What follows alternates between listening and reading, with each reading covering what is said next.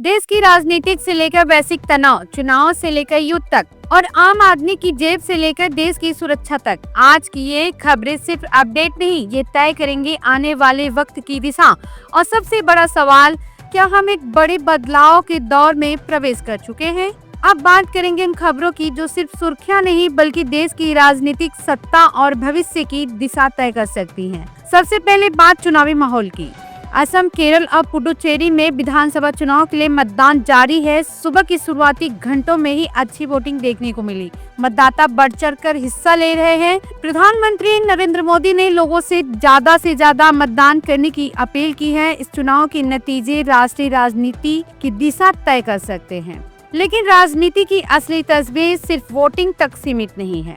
महिला आरक्षण बिल पर पीएम मोदी की अपील। प्रधानमंत्री ने सभी राजनीतिक दलों से महिला आरक्षण बिल का समर्थन करने की अपील की है। यह बिल संसद और विधानसभाओं में महिलाओं की भागीदारी बढ़ाने के लिए लाया गया है।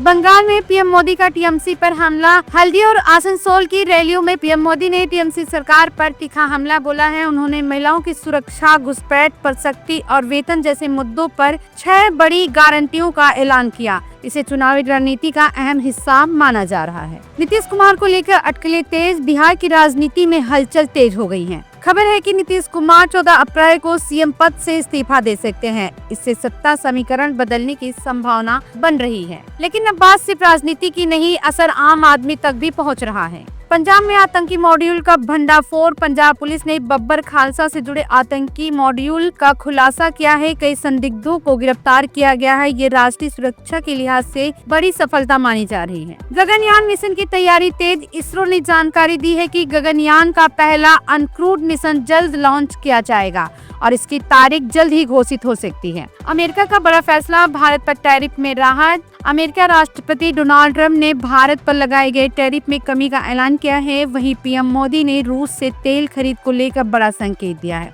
रिपोर्ट्स के मुताबिक भारत ने रूसी तेल की खरीद सीमित या रोकने पर सहमति जताई है। इस घटनाक्रम को भारत अमेरिका संबंधों और वैश्विक ऊर्जा राजनीतिक के लिहाज से अहम माना जा रहा है। भारत पाकिस्तान तनाव बढ़ा। रक्षा मंत्रियों के बीच तीखी बयानबाजी। भारत और पाकिस्तान के बीच तनाव एक बार फिर बढ़ता नजर आ रहा है। पाकिस्तान की रक्षा मंत्री की कोलकाता से जुड़ी धमकी पर भारत ने कड़ा जवाब दिया है। रक्षा मंत्री राजनाथ सिंह ने जवाब देते हुए 1971 के युद्ध का जिक्र किया और साफ संदेश दिया कि भारत अपनी सुरक्षा को लेकर किसी भी चुनौती का मुंह तोड़ जवाब देने में सक्षम है। यह बयान दोनों देशों के बीच बढ़ते तनाव और सख्त रुख को दर्शाता है। लेकिन क्या ये तनाव यही थमेगा या और बढ़ेगा?